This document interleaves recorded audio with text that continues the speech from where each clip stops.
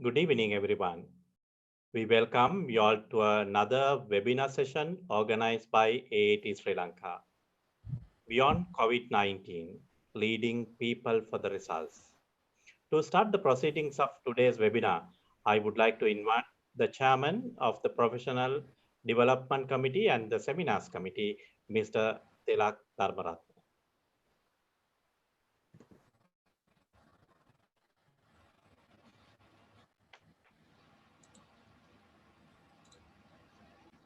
Thank you, Tishanga. Good evening, everyone. First of all, I am going to inform you that we have successfully completed our very first online seminar. Today also we have a online 5 seminar.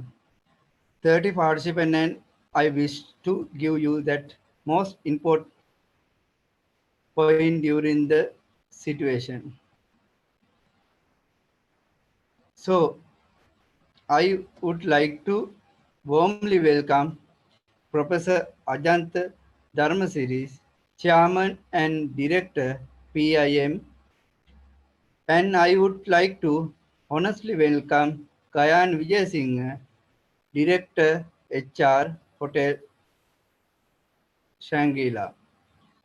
When I would like to welcome President and all Governing Council members and committee members and CEO and AAT staff. You are the association. And finally, I would all AAT members and past finalists attend this seminar and hope that will be a valuable opportunity for the today's seminar. Thank you. Thank you, Tilak. Now I would like to introduce the first speaker of the today's seminar. He is very close to us as well as AAT. He was started his electronic engineering degree at University of Muruththettuwe, an MBA, and followed by his PhD from the University of Sri Lanka. He is a present director at PIM as well as the chairman of the board of management. He also works in private sector as well as public sector in different capacities. In addition to that, presently, he functions as an independent director for organizations such as CDB, NIBM, SoftLogic, DSI, naming few corporates. In addition to his functions, he's a trainer, he's a lecturer, and he's a consultant to organizations. Without taking much time, I would like to invite Senior Professor Ajanta Dharmasiri for today's session. Professor, over to you. Thank you for that wonderful introduction, and thank you AAT for inviting me for this valuable webinar. So I think we see the silver lining in the dark cloud. අපි දකිනවා ගනදුරු මැදියම අරුණලු. මේ COVID-19 වසංගතයේ අඳෝනාව වෙනුවට අරුණා ලෝකය උදා වෙලා තියෙනවා. උදා වෙමින් පවතිනවා. So in such a situation of hope, such a situation of bright prospects, instead of locking down ourselves, we need to be engaging more into looking up for fresh possibilities, fresh opportunities, fresh synergies. ඉතින් අපි මේ නිවසට කොටු වී ගත කරපු කාලය මුලින් අපිට තුන මේක දින ගණනාවක් වෙයි කියලා දින ගණනාව සති ගණනකට පෙරුණා සති ගණන මාස ගණනකට පෙරුණා මම හිතන්නේ දැන් අපිට හොඳ අවස්ථාවක් උදා වෙලා තිබෙනවා මේ අරුබුදය තුල අලුත් අවස්ථාවන් දකින්න. ඒ අලුත් අවස්ථාවන් හඳුනා ගන්න. ඒ අවස්ථාවන් හඳුනගෙන ඒ අවස්ථාවන් ඵලදායීව යොදා ගැනීමෙන් ව්‍යාපාර ක්ෂේත්‍රය දියුණු කරන්න. ඉතින් මම හිතන්නේ AAT ආයතනයේ ආදි ශිෂ්‍ය ශිෂ්‍යාවන් ගොඩක් ඇති සුළු හා මධ්‍ය පරිමාණ ව්‍යාපාරවල. I am sure there are plenty of products of AAT actively involved in SMEs. And SMEs contribute to 52% of Sri Lankan economy, and they are the real backbone of the Sri Lankan economy. So at a time when there's a global economic recession, and they forecast there won't be even 1% economic growth globally. ලෝපුරා ආර්ථික වර්ධනය 1%ක්වත් වෙන එකක් නැහැ කියලා විශේෂඥයෝ අනුමාන කරනවා. Same with Sri Lanka. So we're having a major economic challenge. එවන් තත්ත්වයක් තුළ වඩාම වැදගත් වෙන සාධකයක් ලෙස මම දකින්නේ නායකත්වය. One critical decisive factor in the face of a crisis, in the face of a socio-economic crisis in particular, you need to have the right leadership at the right positions in producing the right results. That's what is important. So it is good to reflect basically on what leadership is all about. මම හිතන්නේ මේක හොඳ අවස්ථාවක්. මේ COVID-19 සංසිද්ධිය තුළ නායකත්වය කියන්නේ කුමක්ද කියන එක හරියාකාරව හඳුනගන්න. නායකත්වයේ ගති ස්වභාව පැහැදිලිව හඳුනගන්න. ඉතින් මම විශ්වාස කරනවා මේ නායකත්වය ගැන ගොඩාක් මිත්‍යාවන් අපේ ලෝකේ තියෙනවා. There are a lot of myths about leadership in the world. Some think leaders are at the top and we are at the top. අපි හිතනවා නායකයෝ උඩයි අපි ඔක්කොම බිමයි. ඒක මිත්‍යා. නායකත්වය කියන්නේ ආයතනික නායකත්වය පමණක් නෙමෙයි. නායකත්වය පටන් ගන්නේ හරි මානසිකත්වය. ඒක පැහැදිලි කරන්න මම පුංචි සත්‍ය සිදුවීමක් කියන්න. ලංකාවේ එක්තරා දුෂ්කර පළාතක ගම්බද පාරක පාරේ ගොඩක් වලවල් ගණනාවක් තිබුණා. පාර හොඳ තත්ත්වෙ නෙමෙයි තිබුණේ. There was a road full of cavities, pots and garage in a very dilapidated condition. So one evening when the dusk was setting in, ගොම්මන් කලුර වැටෙනකොට පුද්ගලයෙක් මේ පාර දිගේ ඇවිදගෙන එනවා. ඒ මැදදී පිට ලොකු වලකට ඇද වැටෙනවා. ਉਹ තුවාල වෙනවා. ਉਹ බොහොම අමාරුවෙන් නැකිලා කොරගසමින් වේදනාව විඳින්මින් හැමෝටම සාප කරමින් මහමාර්ග දෙපාර්තමේන්තුවේ අර උප්පන්න සහතික ලියමින් ඇවිදගෙන යනවා. ඒ පළවෙනි පුද්ගලයා. That is person number 1. And then came a lady. She was also walking along. She also didn't see the cavity. She also fell into the cavity. She was crying for help and people came and took her out. She was bleeding. She was crawling. She was cursing everyone and she walked away. At හැමෝටම විලාප දෙමින් බොහොම අමාරුවෙන් වේදනාව විඳින්මින් හඬමින් ඉවත් වෙනවා. ඒ ඇවිල්ලා දෙවෙනි පුද්ගලයා. දැන් ඔන්න එනවා තරුණෙක්. ඔහුත් මේ පාර දිගේ ඇවිදගෙන යනවා. ඔහු දකිනවා මෙහෙම ලොකු වලක් තියෙනවා පාර මැද. ඒ වල ඉවත් වෙමින් ඈත් වෙලා යනවට වඩා ඔහු කරේ ඔහු ළඟ තිබිච්ච ගහකට ගියා. ඒ ගහේ අත්තක් කපලා ඒ අත්ත ගෙනලා හරියටම අර වල මැද හිටෙව්වා. Instead of walking around and going away, he went to a nearby tree and plucked a branch of a tree and brought it and kept just in the middle of that cavity to show others that there's some danger, better avoid and walk. And then he went away. So that is person number 3. So let me ask you a very simple question. Who was the real leader in this case? Was it person number 1, person number 2, or person number 3? No brainer, isn't it? Absolutely. මේක අමුතුවෙන් හිතන්න දෙයක් නැහැ. කවුද? තුන්වෙනි පුද්ගලයා. හරි දේ හරියට හිතලා හරි අවස්ථාවේ හරි තීරණ අරගෙන හරියට ක්‍රියාත්මක කරනවා. හරි ප්‍රතිඵල ලැබෙනවා. That is what leadership is all about. Taking the right decision at the right time, in the right manner, using the right resources, in producing right results. That's what exactly we want in the post-COVID-19 pandemic. ඒක තමයි අපිට අත්‍යවශ්‍ය වෙන්නේ. ඒතර නායකත්වය කියන්නේ තනතුරු පට්ටම් නිලතල නෙමෙයි. නායකත්වය කියන්නේ තීරණ සහ ක්‍රියාවන්.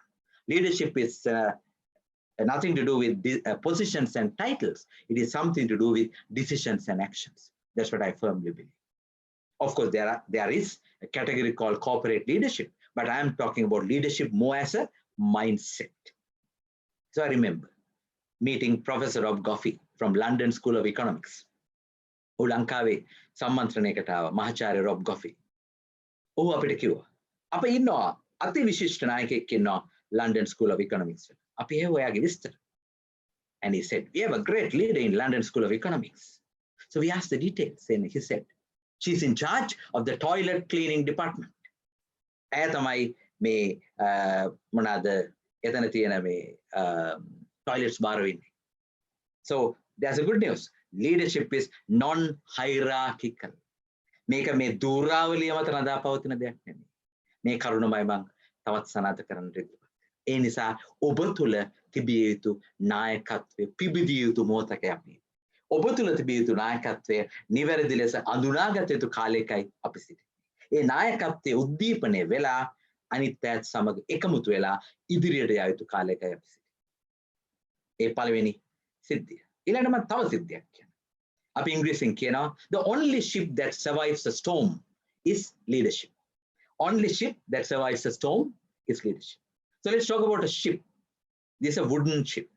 අපි කතා කරමු නැවක් ගැන. මේ නැව ලී වලින් හදන නෞකාවක්. ඉතින් මේ අන්ටුවාන් ඩසෙන්ට් ඔක්සිපර් කියන ප්‍රංශ ලේඛකයා ඔහු දෙවන ලෝක යුද්ධ කාලේ ගුවන් නියමුවෙක්. මේ ලේඛකයා අපූර්ව කතාවක් කියනවා. ඔහු කියනවා ඔබට නැවක් තරන්නට ඕන නම් අනබෙර ගසා මිනිසු රැස් කරන්න එපා. ඕන්ට කැලේට යන්න කියන්න එපා. ඕන්ට ගස් කපන්න ලී රන්න ඒ ලී පුරුද්දන්න කියන්න එපා. එහෙමනම් ඔබ හයි කොහොමද ඔබ නැව හදන්නේ? If you want to build a ship, don't drum up the men to go to the forest to gather wood, saw it and nail it together.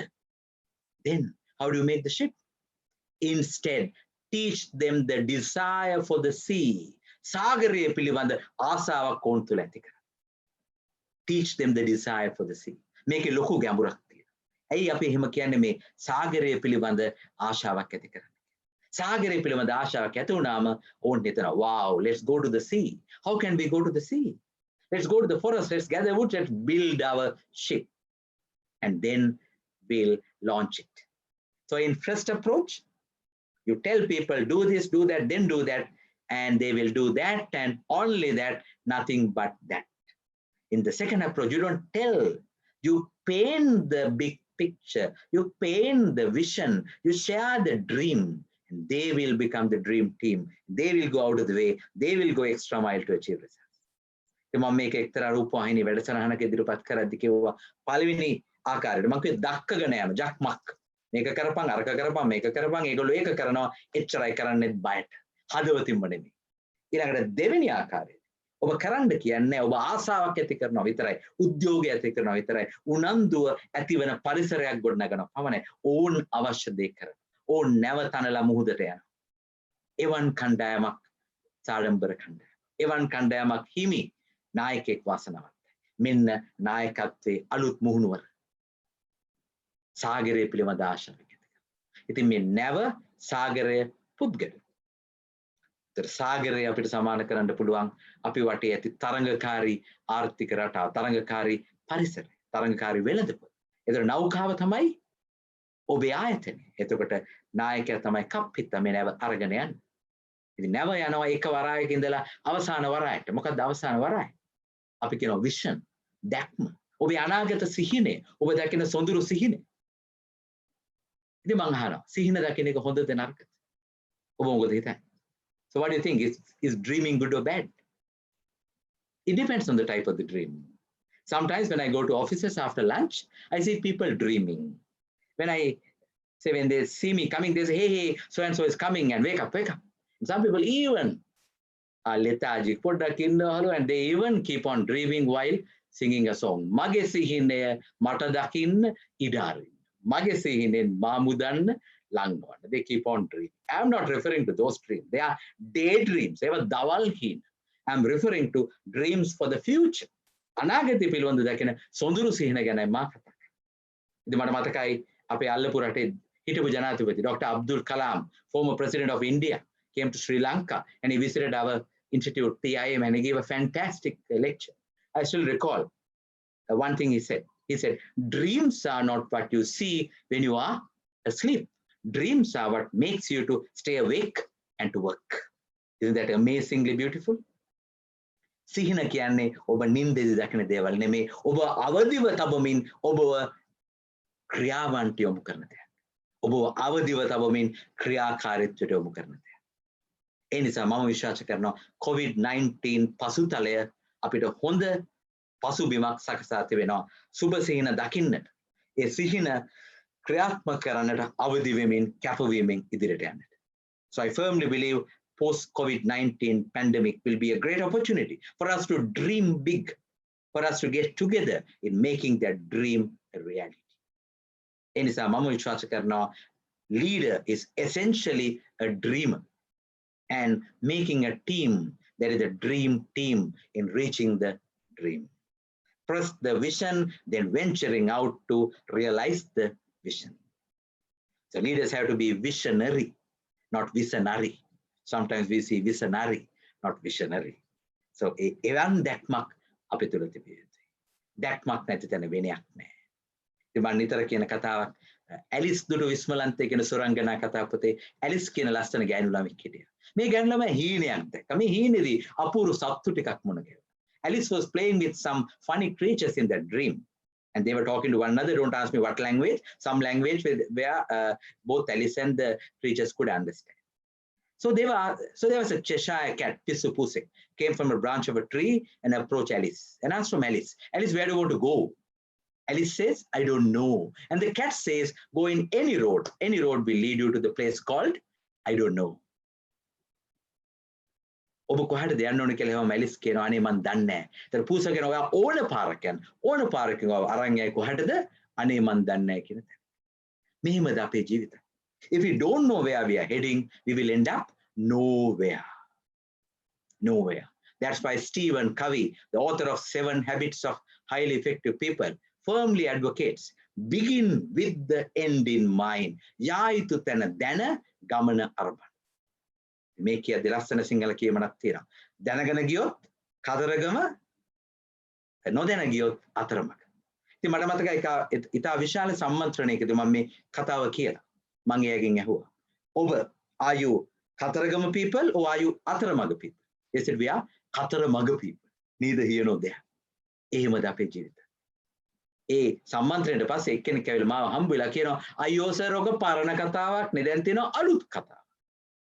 මං ඒ මොකක්ද දැනගෙන ගියොත් වත්තල නොදැන ගියොත් මත්තල ඉතින් මං අහන්නේ ඔබ වත්තල ජනතාවක්ද මත්තල ජනතාවක්ද අපිට අවශ්‍යයි පැහැදිලි සිහින දැකීමේ ගති ස්වභාවය ඒ සිහින සැබෑ කරගන්නට කැපවීමෙන් ක්‍රියා කිරීමේ ස්වභාවය ඉතින් මම හිතනවා මේ ප්‍රවේශය තුල තමයි අපි COVID-19 ගැන සිටිය යුත්තේ ඒතර අද දවසේ මේ සම්මන්ත්‍රණයේ තේමාව achieving results through people through leadership so how to become a people leader, results oriented people leader. මිනිස්සුන්ට නායකත්වය දෙන්නේ කොහොමද? පළමුව කොට සිහින දකිමින්. ඒ සිහින සැබෑ කරගන්නට කණ්ඩායමක් ලෙස එකතු වෙමින්. So I would propose 3 simple English words. Connect with people, communicate with people, collaborate with people. මිනිස්සුන්ට සම්බන්ධ වෙන්නට. මිනිස්සුන්ගෙන් ඈත් වෙලා සීත කාමරවල ඉඳලා remote control එකෙන් මිනිස්සුන්ව පාලනය කරන්න බෑ. මිනිස්සුන්ගේ ගඳ සුවඳ අඳුන ගන්න. මිනිස්සුන්ගේ ගති ස්වභාව අඳුන ගන්න. මිනිස්සුන්ගේ දුකේදී සැපේදී ඕන එක ඉන්නට. දැන් සමහරට කලබලලා ඔක්කොම මෙන්න කෑ ගන්නවා. අපිට HR ඕනේ, අපිට මානව සම්පත වටිනවා. ඒ දැන් පරක්කු වැඩි. ඒක අඳුනගත යුතුයි. අඳුනගත යුතුයි. සමහරලාවට ආයතනික වාර්ෂික වාර්තාවේ දාන්නේ people are my most valuable asset. But in reality they are treated like liabilities. They are treated like liability. Even යුගයක් ආපහු ඇති නොවේවා. මං හිතන්නේ දැන් මෙන්න අවස්ථාව මිනිස්සුන්ගේ වටිනාකම හඳුනගන්න. මිනිස්සුන් එක්ක එකමුතුවකට. ඉතින් කොහොමද මිනිස්සුන්ට නායකත්වය දෙන්නේ? Achieving results as people leaders. කොහොමද මේක කරන්නේ? මිනිස්සුන්ගේ හදගැස්ම අඳුර ගන්න. මිනිස්සුන්ගේ හදවතට වදින විදියට, හිතට දැනෙන විදියට කතා කරන්න. ඒ මිනිස්සුත් එක්ක එකමුතු වෙන්න. ඒ මිනිස්සුන්ට ඇහුම්කන් දෙන්න. අපි හිතන sannivedanaye කියන්නේ කතා කිරීම නෑ because we were given 2 ears and 1 mouth to talk less and to listen more but we do quite opposite sometimes listen to others sometimes the best idea might come from the junior most person but we are not willing to listen to them and they are also frustrated because their voice is not heard ඒ නිසා මේ COVID-19 පසුතලය තුළ අපිට අපි ගැනම යලිත් හිතා බලන්නට ගැඹුරු අවස්ථාවක් උදා වෙලා තියෙනවා. අපි ඉන්න සුළු හා මධ්‍ය පරිමාණ ආයතනවල අපි කෙසේද කටයුතු කර යුත්තේ? ඒ මගේ දැන් මම නායකයෙක් නම් එවැනි ආයතනයක මගේ කණ්ඩායම සමග කෙබඳු සම්බන්ධතාවයක්ද මා ගොඩනගා ගත යුත්තේ? පළවෙනි දේ genuineness අවංකව හොරබුරු වංචා නැතුව ඊළඟ දේ transparency පාරදර්ශී අයි හැංගි හොරා නැහැ මෙන්න අපේ තත්ත්වය අපිට සල්ලි නැහැ අපේ ආර්ථිකය වැටිලා ඕගලන්ට පඩි ගෙවන්නත් මට සල්ලි නැහැ අවංකව ඇත්ත තත්ත්වය කියන්නේ third one teaming together collaboration එකමුතුව සාමූහික අපි කොහොමද අපේ ව්‍යාපාරය ගොඩනගන්නේ ඔබ කොහොමද මගේ ව්‍යාපාරයට දායක වෙන්නේ නෙමෙයි අපේ ව්‍යාපාර අපේ කිව්ව මිනිස්සුන්ට හැංගීමක් people feel better when you say it's our enterprise, our company, our organization. How can we work together? That is the spirit we need. that ourness, that oneness, that togetherness, extremely important. ඒ නිසා මම යෝජනා කරනවා. මෙන්න නායකත්වය, leading yourself, leading others. නායකයා පැහැදිලිව සිහින දකින කෙනෙක් විය යුතුයි. ඒ සිහින සැබෑ කරගන්නට පියවරෙන් පියවර ක්‍රියා කරන කෙනෙක් විය යුතුයි. Leader should be a dreamer and a deliverer by step achieving the dream. That is the first part. Then leading others. How to be an inspirational leader for others. How to lead your team. How to appeal to the hearts and minds of people. මිනිසුන්ගේ විශ්වාසය දිනාගන්න, හදවත දිනාගන්න එච්චර ලොකු දේවල් කරන්න අවශ්‍ය නැහැ. ඉතින් මට මතකයි එක්තරා බහුජාතික ආයතනයක මම වැඩ කරද්දී උන් මාව පුහුණුවකට ඇරේ ඉන්දියාවේ. මේ ඉන්දියාවේ ඉතා විශාල කර්මාන්ත ශාලාවක්. ඒ කර්මාන්ත ශාලාවේ මානව සම්පත් ප්‍රධානියා හැමදාම දිවා ආහාර වෙලාවේ මේ විශාල ආපන ශාලාව පිරීලා. ඌ ලස්සන වැඩක් කරා. එදා දවසේ උපන් දින සමරන හැම කෙනෙක්ම එයා කම්කරුවෙක් වෙන්න පුළුවන්, එයා කර්මාන්ත ශාලාවේ අධ්‍යක්ෂකවරයෙක් වෙන්න පුළුවන්. මොන තරතරෙම හිටියත් ඒ හැම දෙනාම ඉදිරියට කැඳවලා පුංචි බර්ත්ඩේ කාඩ් එකක්, පුංචි උපන් දින සුබ පැතුමක්, පුංචි තෑග්ගක්. මම හිතන්නේ මේකට ඉන්දියානු රුපියල් 50ක්වත් වියදම් වෙන්නේ නැතුව ඇති. හැබැයි ඒකෙන් ඇතිවෙන බලපෑම, the impact it creates by giving a birthday card and a small token of appreciation to all those who celebrating birthdays on that particular day, amazing impact, is it? The wow factor for the person who was getting that respect, getting that encouragement, amazing. So that is the spirit you need to have. It is not just money, it's a motivation that matters. It's how you treat people that matters, not how you pay alone. පඩිය විතරක් නෙවෙයි මිනිසුන්ට සලකන ආකාරය. මගේ කනට ඇහිලා තියෙනවා ගොඩක් අය කියනවා අපිට කොච්චර පඩි හම්බුණත් වැඩක් නැහැ, සලකන්නේ බල්ලන්ට බලලුන්ට. මෙන්න ප්‍රශ්නේ. ඒ නිසා අපිට අවශ්‍යයි උද්‍යෝගයෙන් උනන්දුවෙන් වැඩ කර හැකි පරිසරයක අවශ්‍යතාවය. Next point I would like to draw your attention is leader should be a climate creator. That's what I firmly believe. Climate creation, climate of trust, climate of teamwork, climate of truthful achievement of results, climate of performance, climate of respecting one another. එකිනෙකාට ගරු කරන, එකිනෙකා සමග එකමුතු වන, එකිනෙකා සමග සහයෝගයෙන් අවශ්‍ය ප්‍රතිඵල ලබා ගන්න එවැනි පරිසරයක් ගොඩනැගීම. ඒ අභියෝගය නායකයා තුළ තිබෙනවා. ඇත්ත වශයෙන්ම නායකයා එවැනි පරිසරයක් ගොඩනැගුවොත් අයි පස්සෙන් ඉඳගෙන දක්කන්නට ඕනේ නැහැ. ඔවුන් විසින්ම ඔවුන්ගේ කාර්යභාරය හරියාකාරව ඉටු කරනවා. ඉතින් මම එක්තරා තැනකදී කිව්වා I see two types of people in a particular workplace. I see self-start people and tallu-start people.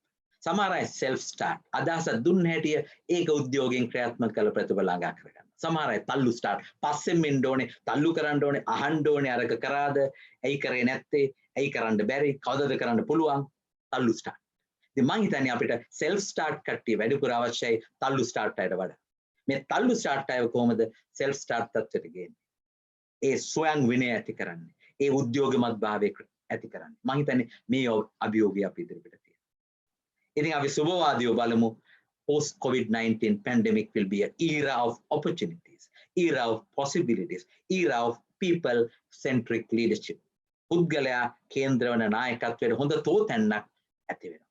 මොකද ආයතනයේ ප්‍රබලම සම්පත, වැදගත්ම සම්පත, වටිනාම සම්පත වන මානව සම්පත නැතුව ආයතනයේ යලිත් ගොඩනගන්නට බෑ. ආයතනයේ කඩා වැටිච්ච තැනින් යලිත් නැගිටවන්නට බෑ. ආයතනයේ තිබිච්ච මට්ටමට වඩා හොඳ මට්ටමකට ගෙනියන්නට බෑ. ඒ නිසා හරිම වැදගත්.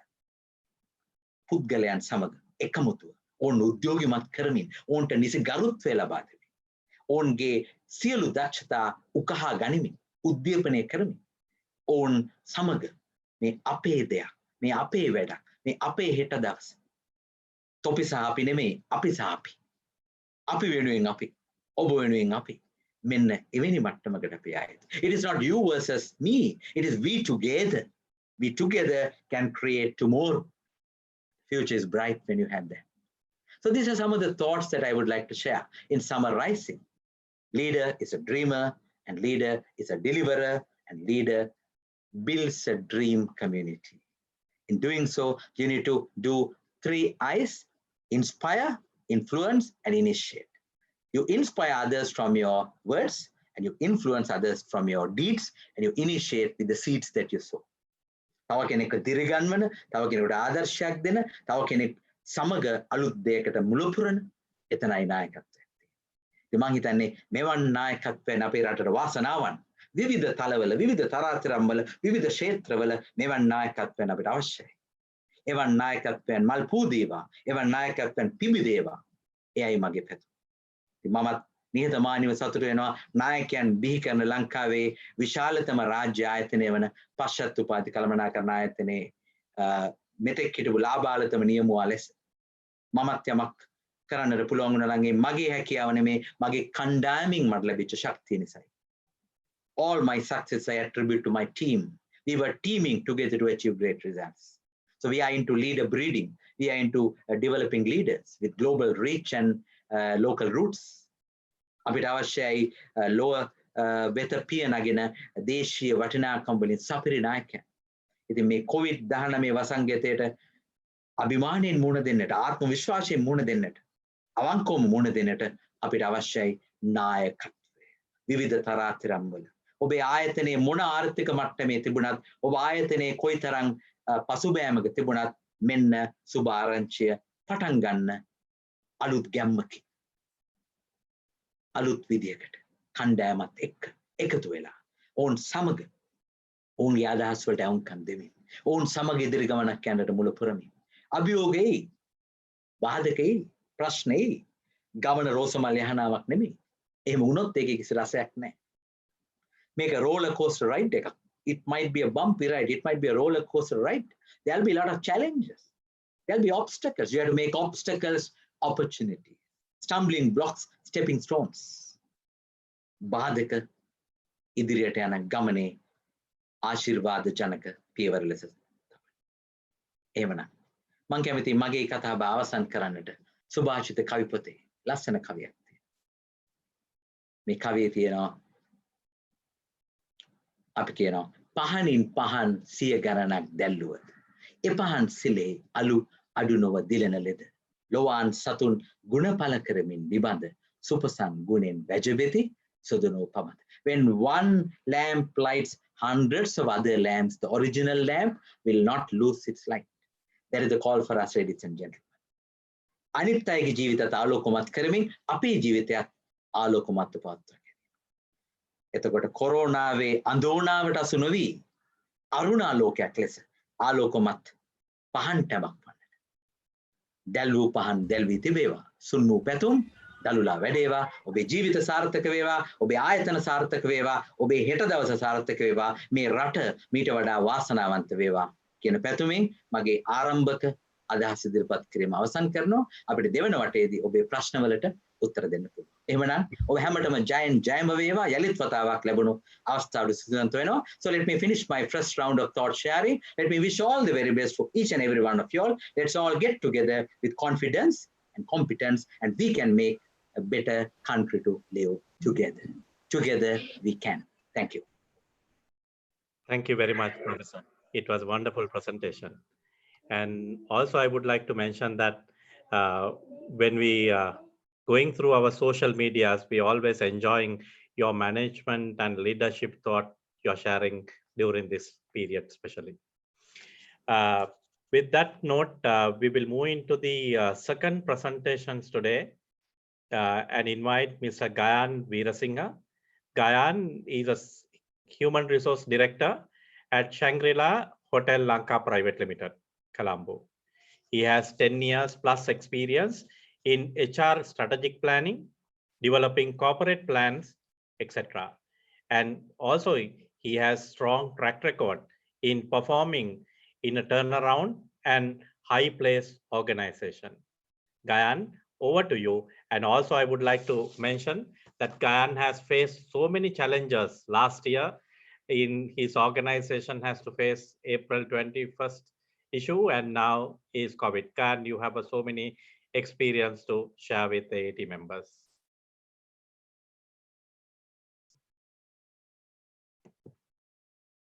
Right. Good evening, everyone. Thank you very much, AAT, for giving me this wonderful opportunity. I'm really honored to be a panelist today with our management guru, Professor Ajanta Dharmasiri. And thank you very much, Professor, for giving us very strong insights on leadership, which is very paramount in today's context. My session, I'm going to focus more on human resources perspective and what are the challenges we are going through today, and also post-COVID scenario, how we can adapt ourselves in our workplaces. Let me share my presentation with you.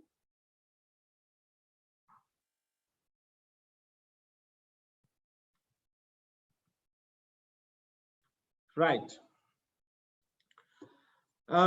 As we all know, now this current context of COVID-19, as we all know, this is most pressing issue in the world economy today. This is unprecedented time. And in my organization, as Dishanga said, Shangri-La is in Sri Lankan context, we are into hotel industry and also retail industry. So at the moment, these both industries are kind of suffering with the current pandemic context. And also not only these two industries, we can see manufacturing industry is going through a challenging time due to some challenges. And also, especially tourism industry, I would say this is a double blow.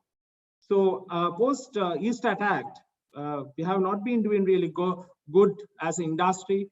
A lot of our hotel companies have been facing with a lot of challenges. I think this is with this scenario, as even our professor said, it is very important as leaders to step up in our organization and lead our organization through this period. And if I talk about the current scenario, current context,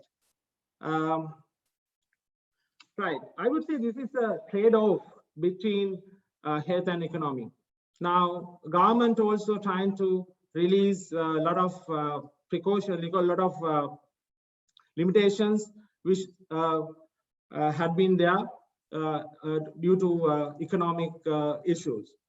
And as an organization, with this pandemic context, what are the issues we are facing? Right now, especially in the current context, we have some problems, some practical problems in our workplaces, right? And as example, even though we have started our operation, sometimes there are limitations, there are issues of getting down our employees to workplaces. So, as example, the transportation is a big challenge. Sometimes the accommodation, in Colombo, I think some of you would have experienced. Some of the boarding houses, they have released their boarders. Because of that effect, our employees, they didn't have proper boarding places around the workplace. So even we had to arrange the transportation, the accommodation facilities, during this period for our employees. And in organization, what is human resource professionals' role? I would say balancing the people perspective and also the financial perspective.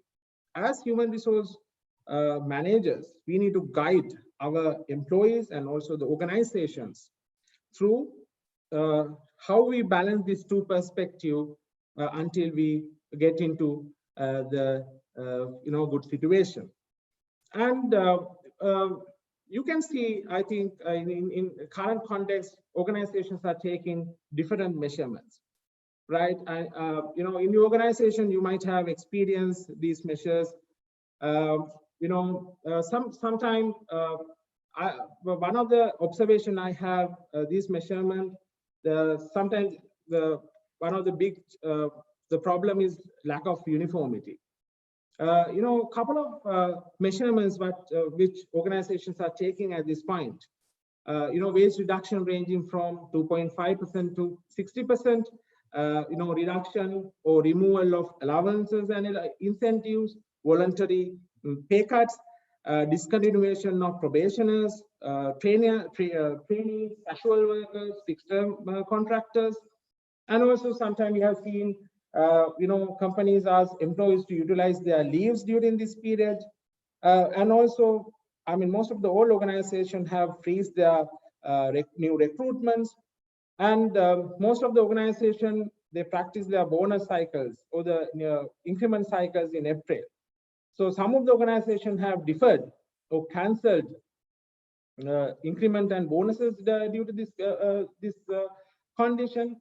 And also, we know there are ongoing discussions going on with Labor Department about laying off employees. These are the kind of measurement we have seen what companies are taking at this context. When it comes to our law, our employment law, as we know, it's kind of rigid. There's no or very less flexibility at this kind of a crisis situation. And also our labor laws are very much towards employee side. Heavily employee-friendly labor laws, right? But my experience is employers and employees should understand at this point, if we need to take this very practical way, as Professor says, employer and employee should know what is going through, how we can create this win-win situation in our organization. And if we go ahead with kind of strict letter of law, I don't think both parties will survive. It is very important that the both parties should get into some kind of a mutual understanding about the current situation. And even work from home scenario, right? I'm talking about the challenges which companies are or the human resource departments are going through these days. And even work from home scenario, sometimes we get different comments from our colleagues. Work from home scenario, work-life balance is challenging. These days the schools are closed, kids at home, and also sometimes there are some kind of technological challenges like lack of internet facilities. So these are the very practical issues we face day to day with our employees from last March until this period.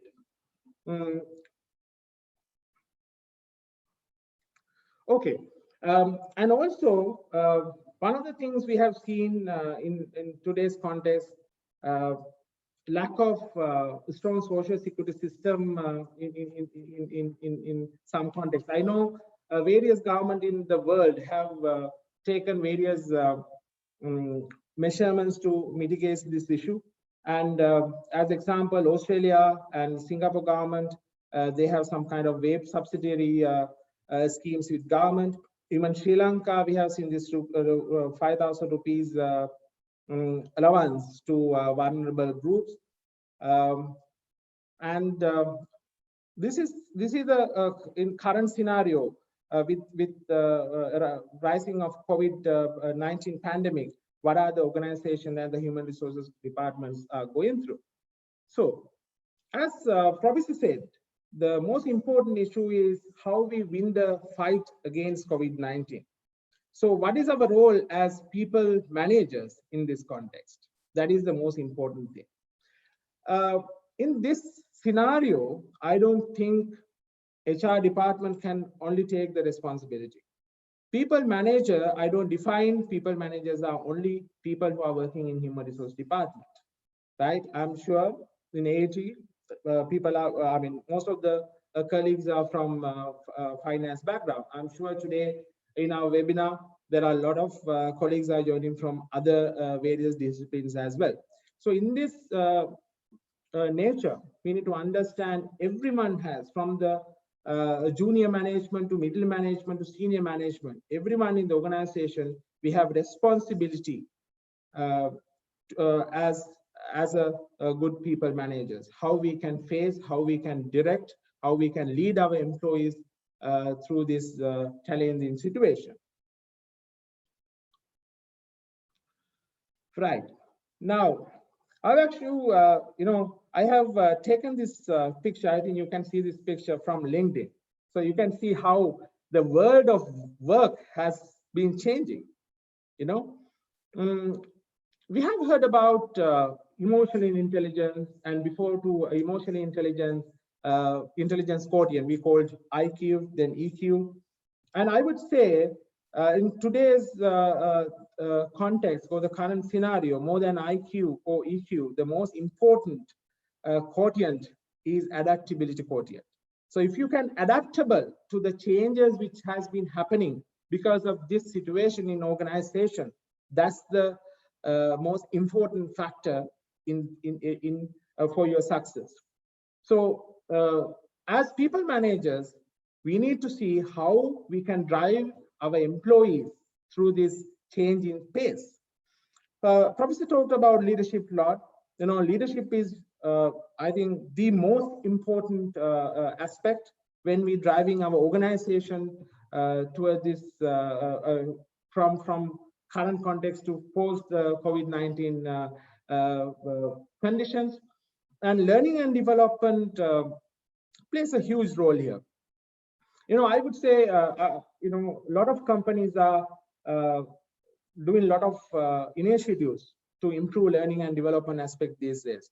Last 1.5 months or close to 2 months, a lot of employees are idling, right? That actually creates kind of a productivity issue as well. So in my organization, we have close to 2,000 workers directly working, and also another 300 to 500 working employees are, indirectly working with us. So that actually creates a productivity issue as well. So how we can utilize our colleagues this period is very important aspect is learning and development. I think most of the organizations, this e-learning platforms are widely used. And from HR perspective, I always believe this. Sometimes most of the organization, these facilities are there, but very few staff are using.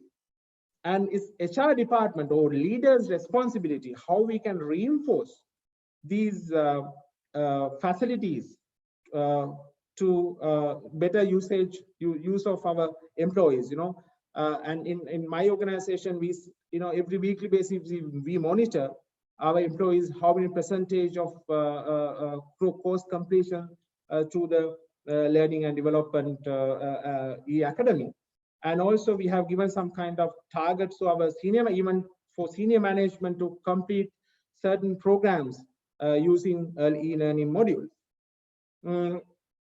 Not only e-learning facilities provided by company, I think one of the fantastic thing I have seen this period, lot of institutions like AAT, this webinar, lot of institutions, lot of professionals are coming up with especially free courses, free webinar, and there are a lot of platforms available out there, like Coursera courses. You can do, you can enroll and you can improve your skills.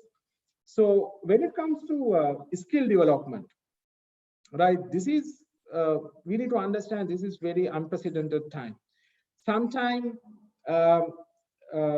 in future or the post-COVID scenario, our companies more will use the technology. I think the only drive in the post-COVID-19 will be technology, especially manufacturing sector will largely use technology, especially when it comes to automation, artificial intelligence, right? And with this scenario, quite a number of jobs will become obsolete, and also there will be a lot of new jobs will appear. And as employees or as workforce, that is, we should understand what I mentioned in adaptability quotient. or we can call it AQ. So how we can adapt or how we can improve ourselves to suit to the new world demands. That's one of the important skills we should understand.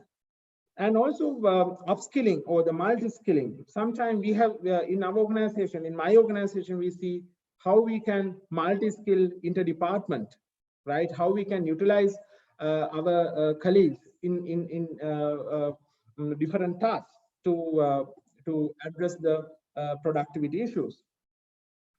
And my next point is employee physical and mental well-being.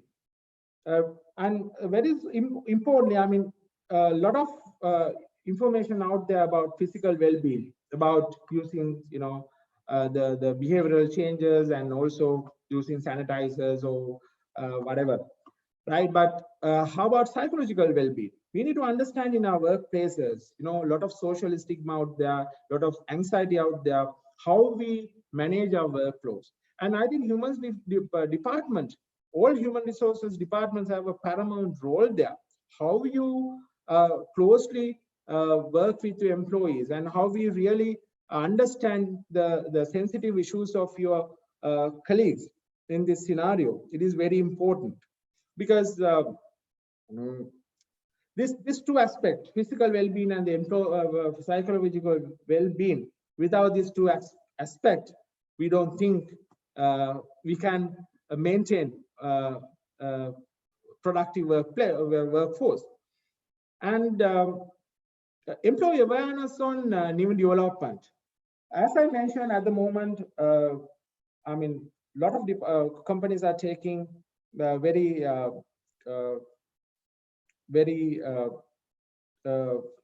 strict measurements and also different decisions. And very important, as senior management or human resource department, the communication between all across level in the in any organization.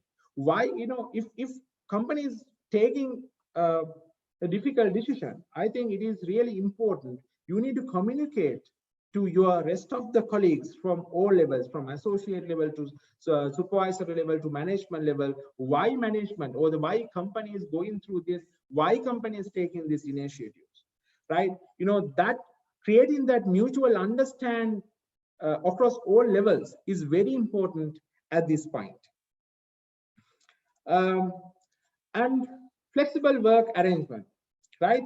Earlier I mentioned what are the challenges we are going through with work from home scenario. But I think this is the way forward. I think a lot of organizations will use flexible work arrangement or gig economy in time to come.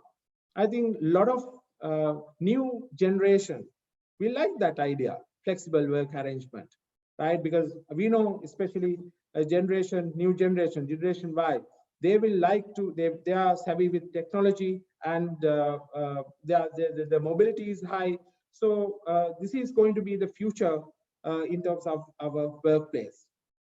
In my organization, I have put this point, especially I have some experience with regard to managing expat in this scenario.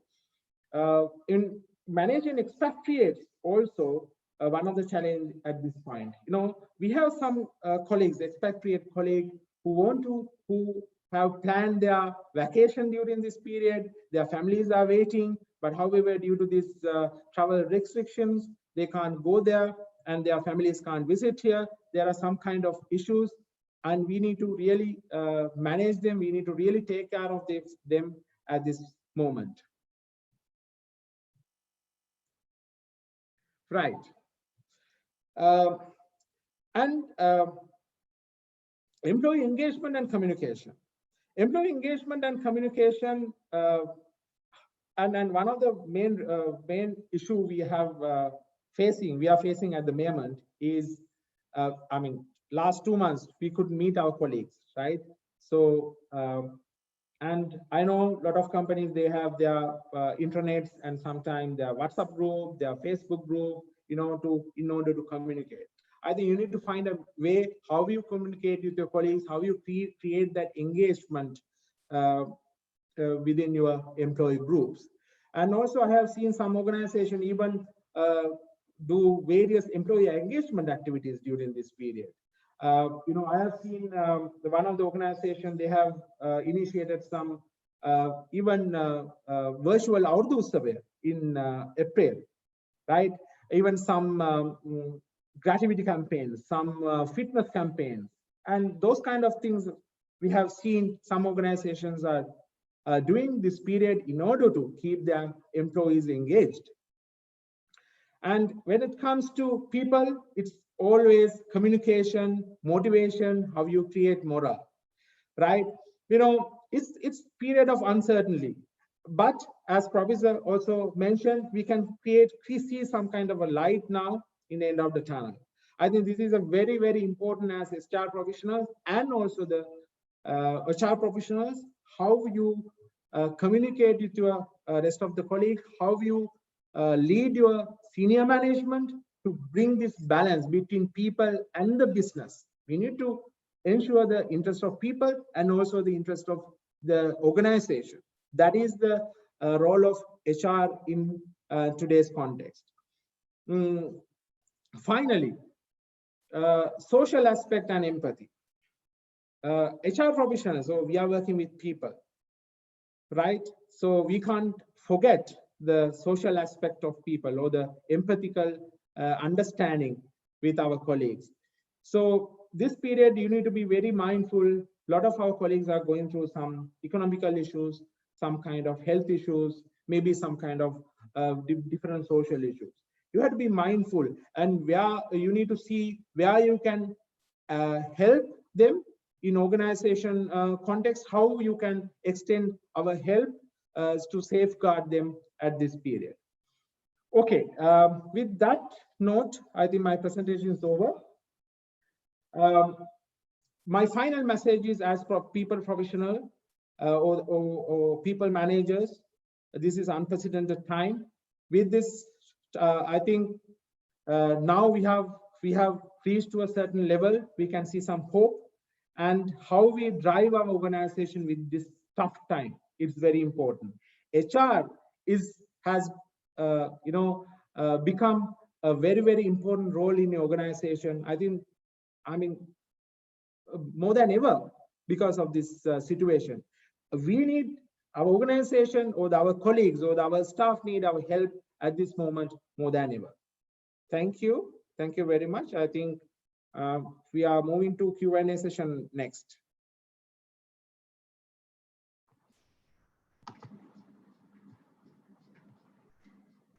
Okay. I think Gayan mentioned a lot of valuable practical points for people who can really take some inspiration and to do something meaningfully. And I think for me, the biggest assuring factor is that how they survived and succeeded after the Easter Sunday attack. And they were in the real face of it, and how they have successfully overcame the shock and grief and then moving ahead with business as usual. So I have picked two questions from the Q&A channel. They were directly addressing to me. Dear Prof, what sort of attitudinal changes can be expected from employees after pandemic? I must tell you that it is yet to be seen. It's very difficult to gauge. But one thing I would anticipate is that with the lockdown, one definite positive is that better work, family, society harmony. And let me take my life as an example. I had been running around, I had been doing a lot of things, I had been terribly missing my family front. So this was a golden opportunity. It was a blessing in disguise to get reconnected with family, to have more quality time with the family. So then one definite attitudinal change after COVID-19 pandemic would be better work-family harmony. I personally don't use the word work-life balance. For me, that's a myth. Because life is the larger circle. Within the larger circle, you have work, family, society, education, everything in the large circle of life. So better work-family harmony. So even if you go to work, you would be more connected to the family. Otherwise, there would have been a case in the past where you work in the office and the neighbors start taking care of your family. I hope that will not be the future. It might be the thing of the past. So now better work-family harmony. That is one. Second thing is more caring approach towards workplace, because knowing the genuine requirement to improve rather than focusing on demands, they'll be more dedicating for the results.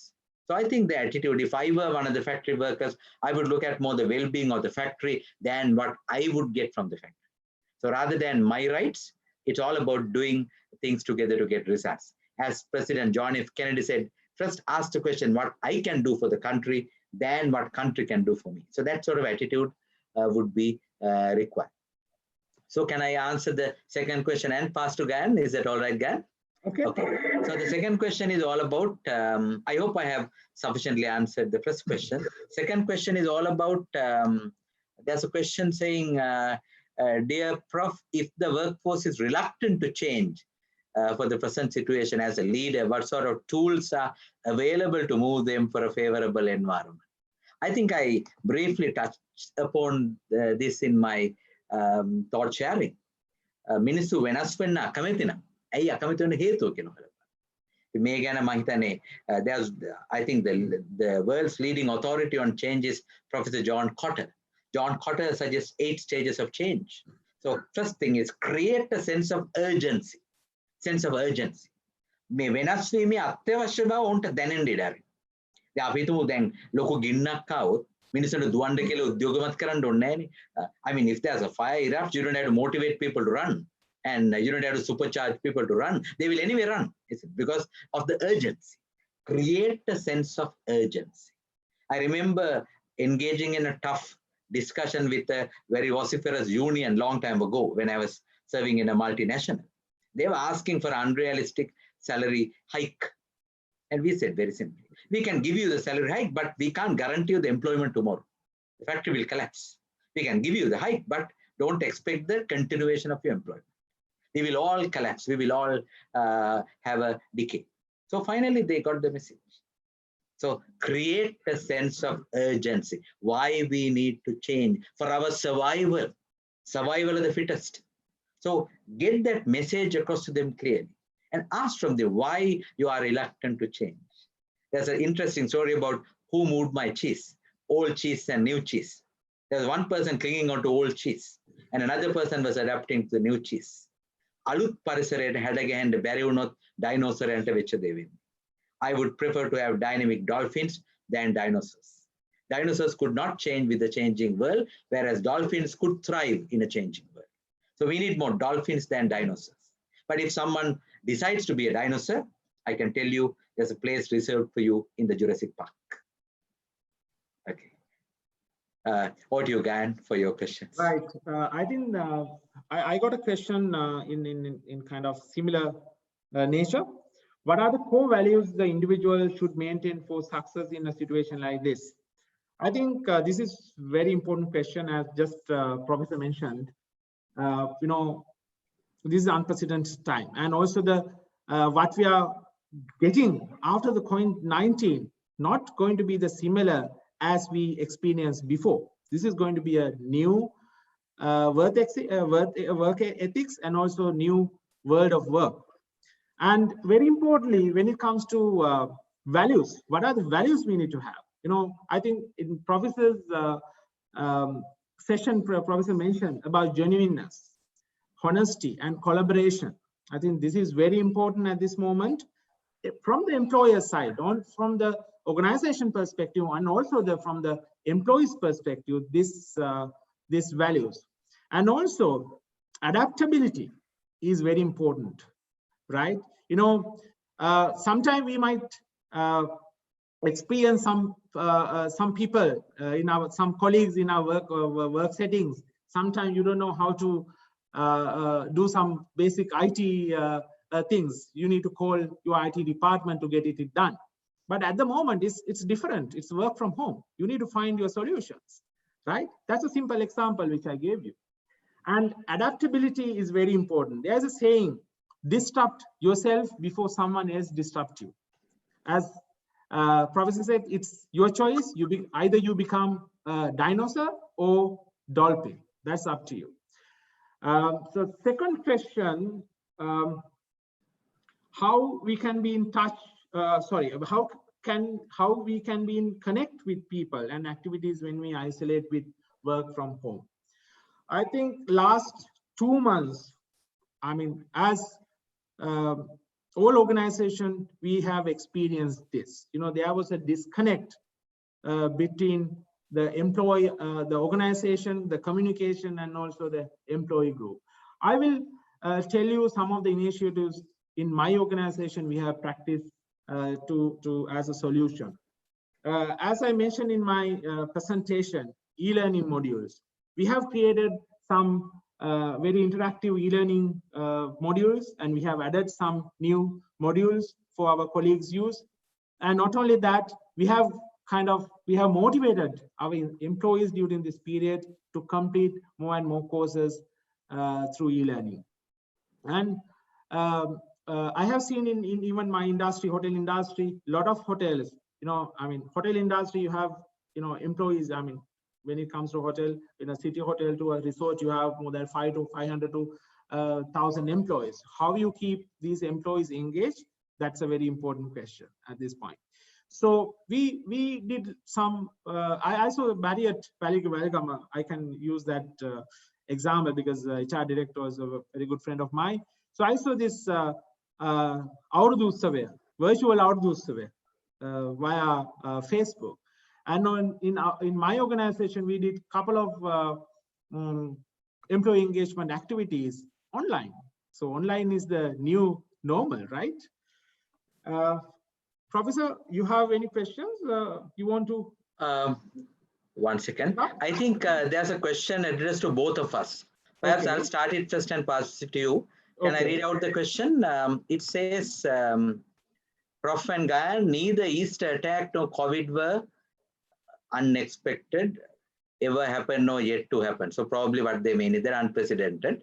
So that please explain the importance of BCP. I presume that's business continuity planning, or DRP, disaster recovery planning, for an organization with major elements to be in it. Specifically, hope Gayan was taking that with practical elements. Okay, I will first comment and pass it to you. Is that all right? No problem. Okay, fine. So basically, yes, unexpected events happen. Now, starting with 9/11 attack in US, the strategic plan just done 1 day before was completely obsolete after 9/11 attack in US. So similar thing happened. So I still remember having a detailed annual plan discussed with my team on January 1st. Traditionally, we have Kiribat and then we discuss the annual plan. So that is completely different now. It's a different era. So one thing is the ability to change. Yes, you need to have options, fallback strategies. So business continuity planning, disaster recovery planning should be taken seriously. Sometimes you don't take them seriously when things are going all right. So the other day I was listening to a strategy professor referring to BlackBerry CEO. When BlackBerry was thriving in late 1990s, their stock market, I mean, their stocks became the peak. And then this Professor Rita McGrath asked from BlackBerry CEO, so what are your options if BlackBerry collapses? He said, no, we don't think like that. So BlackBerry is going to be there like this. And he was wrong. BlackBerry collapsed and we don't have BlackBerries now. It has lost that prestige. So they did not have a backup plan. They did not have a business continuity plan. මම මේ කියාගෙන හිටියේ අපි මේවා ගැන හිතිය යුතුයි. අපි කරන හැමදේම 100%ක්ම ඒ ආකාරයට වෙයි කියලා ਸਰව සුබවාදීව ඉදිරියට යෑම නෙමෙයි. What if scenarios? What if this collapses? What if something happens? Are we ready? Is there a backup plan? Is there an alternative plan? Are we, now again they say, hope for the best, prepare for the worst. The problem is we always hope for the best, but we don't prepare for the worst. So I think these are very, very important elements. Business continuity planning, disaster recovery planning. I think the planning element should accommodate those things. We learn it in a bitter way after tsunami tragedy, but still for all, we forgot it. So we need to have that disaster preparedness in our mind. Now there can be flooding happening. Now the monsoon has activated, so there will be flooding. So are we ready? and there'll be dengue epidemic coming. When corona stops, dengue will start. So are we ready? So I think preparedness, proactiveness. The saddest part is sometimes we tend to be very reactive, not proactive. I think the real challenge is for managers, leaders, administrators alike to be proactive. And then you can save a lot of things. So I'll pass to Gayan for some practical insights with regard to your Shangri-La experience, disaster preparedness, business continuity, to shed some practical insights. Thank you, Professor. Yes, I think BCP or business continuity planning. Most of the organization, we have our BCP modules, right? So I think none of us had BCP for this kind of a pandemic. Just last January or February, with this rising of COVID-19, we actually had some plans in this regard. And especially the lockdown or the past curfew scenario, and also future times, how we manage our teams in organization, considering the COVID-19 effect, right? That is very important. As example, right, this COVID-19 effect will be there for some time, right? So we know, you and me, we don't know how long it will be exist, right? Now the 6 months or 1 year or 2 years, we don't know. But even though COVID-19 is there, not there in the world, I think some of the elements still we will have to follow, like hygiene practices, maybe wearing masks, we don't know. And especially one of the some elements, like with the safe distancing, right? 1 meter, 1.5 meter safe distancing at office. So you can't get your old staff back into your offices, right? You need to manage your operations with limited staff. And even leadership team. In my organization, we have created 2 co-leadership teams, right? As example, if I come, if I'm in plan team A, if somebody, one of my other senior management colleagues in team B, so we can't meet each other. If I come today, he can't come to work today. So that's simple example. So it is very important how we adjust our BCPs according to the business needs. And there are plus point as well, right? So hopefully we are planning to open Shangri-La Mall by the One Gold Face Mall by next month, right? A lot of retailers at the moment.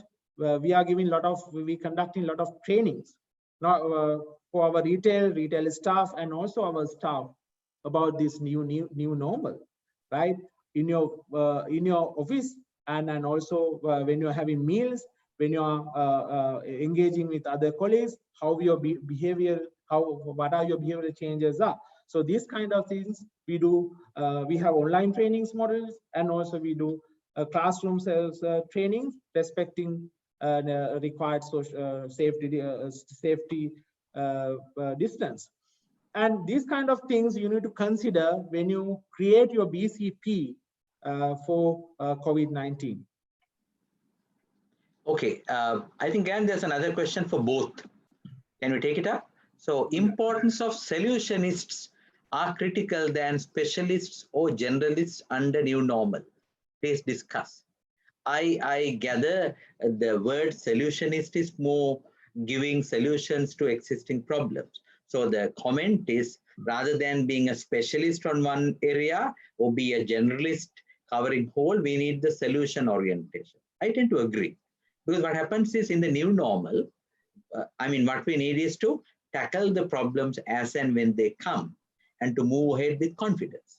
So it is not hiding behind your narrow expertise or to dilute it by having overall general idea. Simple idea is that you have to understand what's going on, have the appreciation and awareness of what's happening around, and take right decision at the right time. For me, I would use the word decision making than solution providing, because key decision making would result in the suitable, appropriate solution. sometimes the problems might crop up. So, for example, this providing necessary hygienic facilities, ensuring physical distancing. Now, I'm facing a challenge as an academic institution, how to ensure that the students come to a lecture hall. So we are brainstorming these days how to keep that gap required and how to have hygienic standards. So it's a case of brainstorming and finding lasting solutions. I think irrespective whether you are a specialist or a generalist, you have to go beyond those two roles in becoming a solutionist. I think that's a great way of putting the requirement in the new normal. I agree with you. Now, I think this is a period of kind of a testing period for all of us. In our organization, irrespective your position, you might be an associate or a supervisor or a middle manager or a senior manager.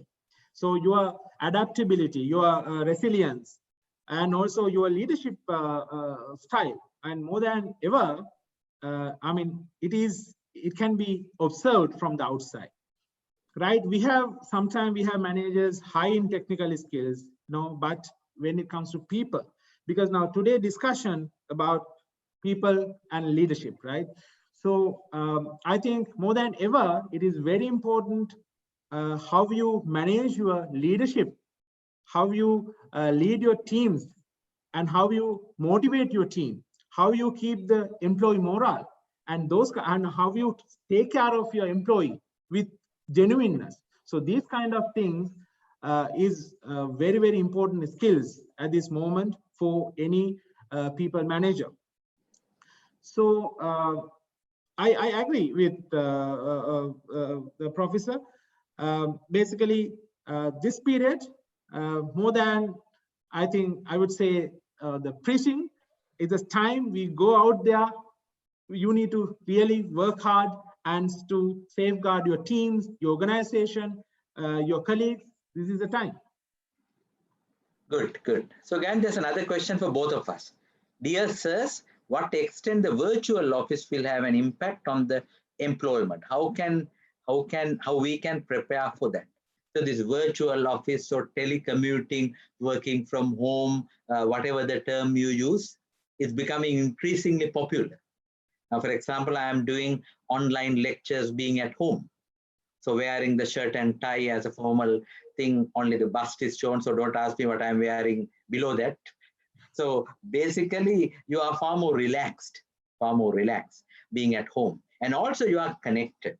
And then you need to have some discipline, where if you are asked to join a particular Zoom meeting or a Microsoft meeting or a Skype meeting, to have the discipline of connecting at the right time. So I think virtual office concept is getting popular for several reasons. One is the cost rationalization. You don't have to provide a desk and table for each one to come to office. Now the concept in certain newly established organizations in Europe and US, for example, Airbnb, there's no assigned table or a chair for people. They can come and sit anywhere. So they can come and sit and work anywhere which is available. So perhaps we might be working towards that. And then they come to their office only, say, once a week or once a month.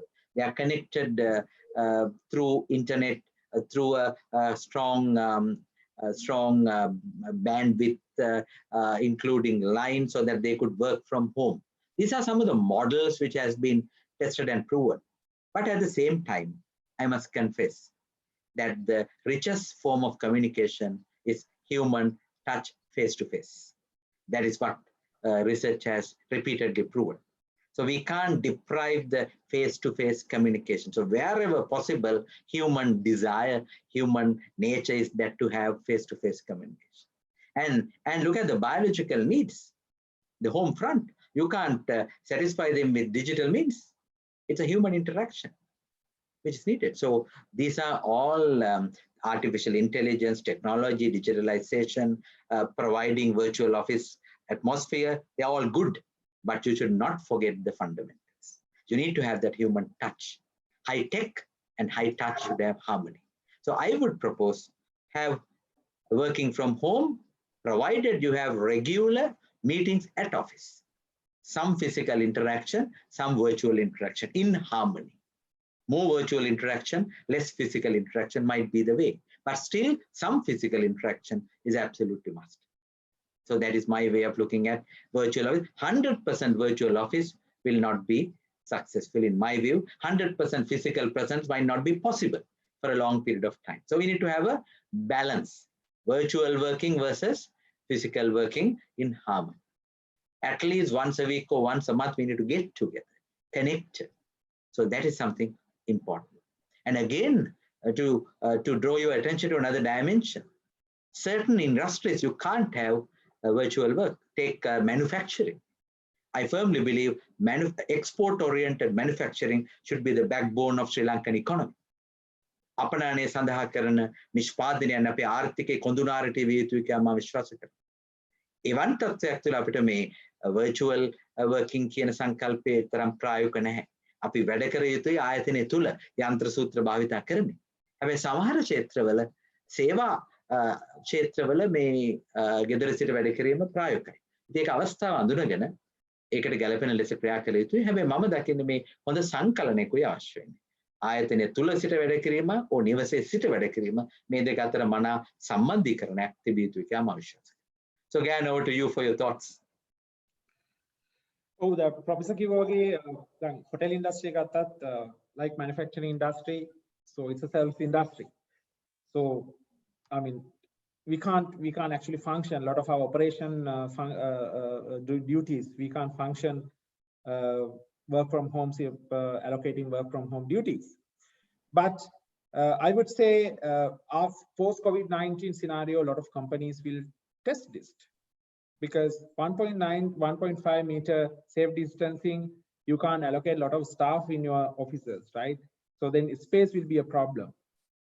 So I think in future, most of the companies will start thinking about work from home scenario for the positions or the roles that can be performed from home. And as person, I also believe work from home, one of the main challenges we have the engagement or the human touch, right? So we need to see if you are a supervisor or a manager, if you are some colleagues are reporting to you, you need to constantly see, check with them. You need to have meetings, as Professor said, from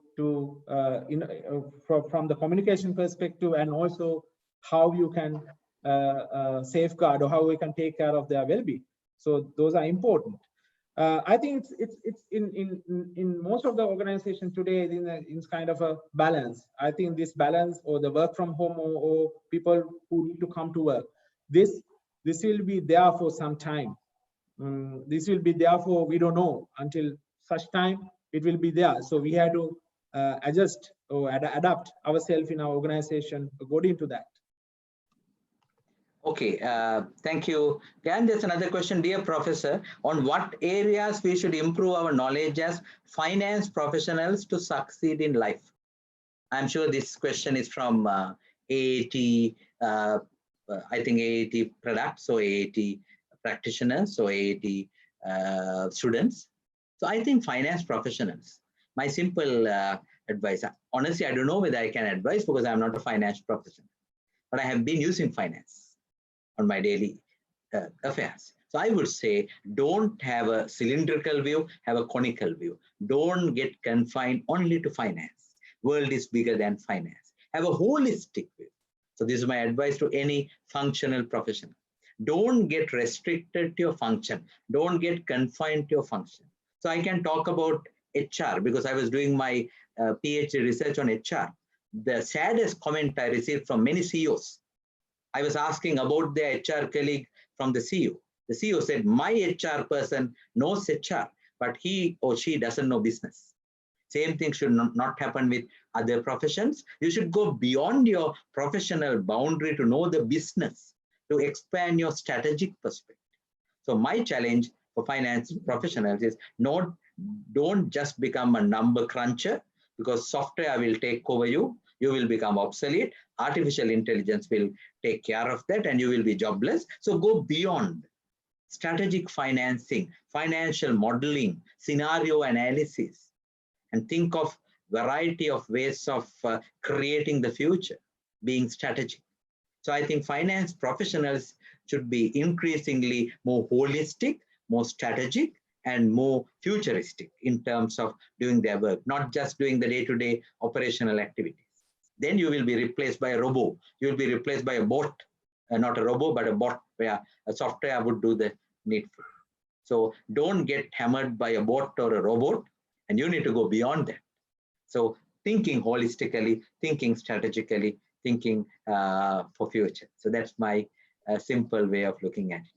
Again, there's a tricky question. Okay. I would like to, it was addressed to me, but I would like to share it with you. Where is it? I would like to share it with you. It says, Prof, most companies are not given salaries and bonuses. Are there any legal obligation to pay, but actual situation companies can pay, but purposely they are not paying. So I don't want to be controversial, but I think the answer was provided by Employees Federation recently. My way of looking at it is that you need to follow the law. You need to obey the law. Labor laws are very, very stringent in Sri Lanka. So you have to be legal as well as ethical. So you have to follow the law and do what is legally required you to do, and go a little beyond what you can ethically needed to do. And also my suggestion is do it in a transparent manner. Do it in a way that you have a meeting and convince the people, explain the scenario. If you have to go through a pay cut, let it be done in a mutually acceptable manner, rather than doing on the sly. මේ වගේ අවස්ථාවලදී හොඳම දේ තමයි සංවාදය තුලින් තීරණ ගැනීම. ඇත්ත තත්ත්වය පැහැදිලි කරලා දෙන්න. ඒ මම හිතන මම පහුගිය කාලෙම කතා කරපු උදාහරණයක් තමයි එක්තරා නායකයෙක් තමන්ගේ කණ්ඩායමට කිව්වා මට ඔබට පඩි ගෙවන්න සල්ලි නැහැ. අපි වැටිලා ඉන්නේ. අපි අමාරුවේ ඉන්නේ. ඉතින් මම මොකද කරන්නේ? අපි එකතු වෙලා මේක ගොඩනගමු. එවන් අවබෝධයකට ආයිත්. නැත්නම් මේ one sided decisions නෙමෙයි. එක පැත්තකින් ගන්න තීරණ නෙමෙයි. නීත්‍යානුකූල රාමුව තුල කළ යුතු හැමදේම කළ යුතුයි.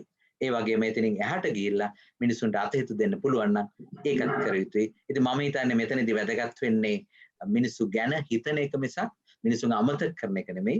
So there was a classic case in New Zealand. There were some companies who were drastically sending people home, and they were into entertainment industry. And now the entertainment industry is again open. Now they don't have people. They have to recruit them again. So remember, it's cost rationalization, not cost cutting alone. Cutting is something else. Rationalization is something else. You have to rationally look at your strategic investment. Paying people, for me, is a strategic investment for future. Don't be wishy-washy about it. Don't gamble with it. It's strategic investment for future. මිනිසුන්ගේ වැටුප් මිනිසුන්ගේ දීමනා එක සෙල්ලම් කරන්න යන්න එපා. ඒකයි මම දකින්නේ. නීත්‍යානුකූල රාමුව තුළ කළ යුතු නිවැරදි දේ කරන්න. එවැනි ෂෝට්කට්ස් වලින් මුදල් ඉතුරු කිරීමට හිතනවා නම් ඒක මුලාවක්, ඒක මිත්‍යාවක්. එවැනි දේ කිරීමෙන් ඔබයි අමාරු වෙන්නේ. කවදා හෝ දවසක ඔබට වන්දියත් එක්ක ඒක ගෙවන්නට වෙයි. මම ආරාධනා කරන ගායන්ටත් ඒ පිළිබඳව. Okay, that's actually the tricky question. Now, in Sri Lanka, employment laws are kind of very rigid, right? So, and we can see our laws are very employee friendly, and even for this kind of a scenario, very less flexibility. So I don't want to comment about that. We can see a lot of companies at this moment taking various measurements. As I mentioned in my presentation, they take various measurements at this point. The most important thing from employee perspective and also the organization perspective, we need to understand this is unprecedented time, and to survive this during this period, if we go by the strict letter of law or the strict laws, the strict legal stipulations, I think both parties will not survive at this point.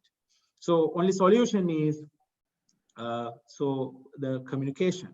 So whatever the decision organizations are taking, it is very important that organization go to their colleagues, the staff, and discuss with them and be very transparent and tell why this decision has to be made and then genuineness is very important, and kind of arriving to a win-win situation, win-win conclusion is very important before making any decisions. Okay, and I think due to time constraints, I'll answer my final question and I'll pass you to answer your final question. Professor, when online learning is practiced by schools, especially by higher education institutes, there may be dropout students due to lack of facilities. It may create a gap among students. What are your thoughts? Agree, agree.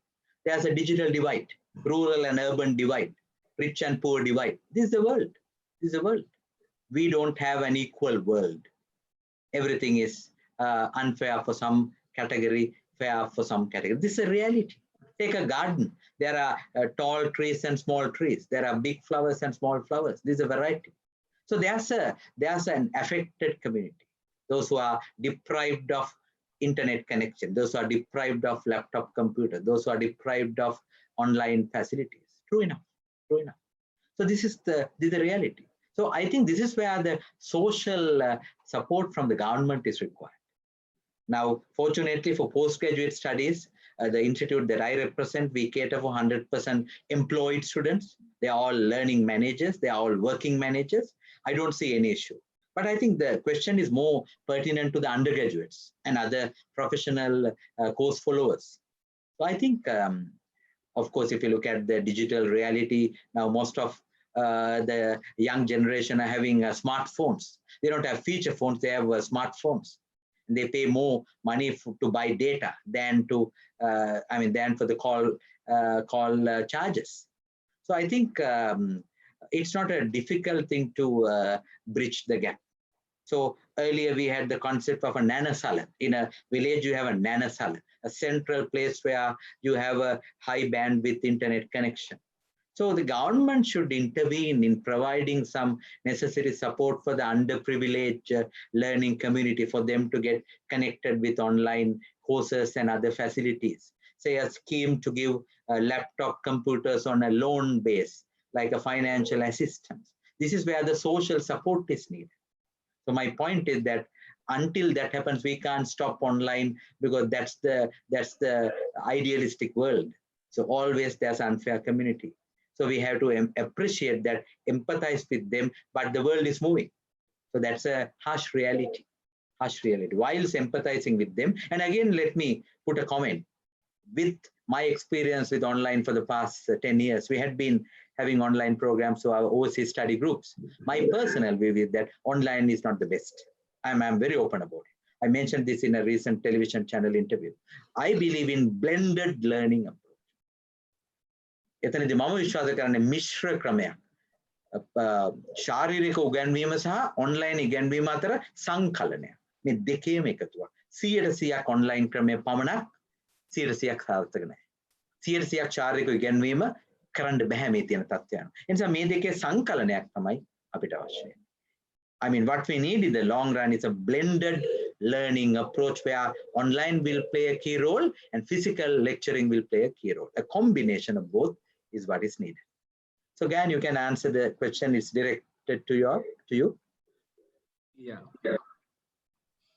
Yeah, about the question is about virtual interviews are not so popular in HR recruitments.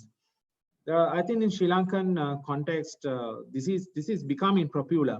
Even a lot of HRIS service providers, they have this option now, virtual interviews, and also until employees onboarded, entire process can be done through virtual platforms.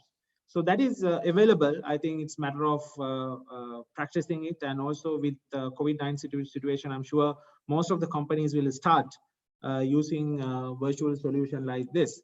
And also there's another question about work from home and work-life balance. I understand there is some kind of comments in the chat box also. Work from home, now it actually jeopardizes entire work-life balance, or the how you because it's challenging when you are working from home, especially these days the schools are open and kids are at home. And it's our responsibility as people managers, how we manage our employees. Our organization, we have put actually certain guidelines, how we the kind of a definition, how we work from home, number of hours and the duties which can be done. And also the genuineness also very important from the employees. Work from home, because it's a supervision or the control element also not similar to what you are in the office. So it's again a balance. It's very important as people managers and the colleagues who are reporting to us, and keeping that balance or the understanding about the delivery of work. Because more than, in my point of view, more than the work hours or the more work hours per se, so the work need to be done is more important. Yes. I think, Gayan, shall we hand over to the organizers? The scheduled time is over. So back to AAT, and thank you for your wonderful invitation for both of us. And I enjoyed, Gayan, being with you. Thank you, AAT. And also it's a very good opportunity to conduct this session with Professor. It's a big privilege for me as well. Thank you. Pleasure. Thank you, Professor, and thank you, Gayan. To formally to thank, I would like to invite Vasantha Kumar, who is the alternate chairman of the committee. Thank you, CEO. Good evening, everyone. I think today we have had extremely useful fifth webinar beyond COVID-19, leading people for result, organized by Seminar and Professional Development Committee of AATSL. First, I would like to express my gratitude on behalf of the Seminar Committee of AATSL. Today, our resource person who blessed us with their presence and took out valuable time with their busy schedule, Professor Ajanta Dharmasiri, Director and Chairman of the Board of the Management, PIM Sri Lanka, and Mr. Gayan Veerasinghe, Director, Human Resource, Shangri-La Hotel Lanka Private Limited. Then I very grateful to thank President of AATSL, Mr. Russell Fonseca, and Vice President, Mr. Sunil Wanigabadu, and all other council members who supported us to make this seminar a grand success. Also, thank to our CEO, Mr. Tisanga Kumarasinghe, and management of AAT for giving us this facility to organize this event successfully. Next, I would like to thank Chairman of IT Committee, Dr. Prasad Samarasinghe, and Secretary, Mr. Manoj Niroshan. Finally, I like to thank Chairman of Seminar Committee, Mr. Tilak Dharmaratna, Secretary of the committee, and also Seminar Committee members for managing this event success with their contribution. Thank you for all the participation, for your active participation in this event. Again, thank you very much, all of you. Stay at home safe. Thank you very much. Thank you. Thank you very much. Thank you.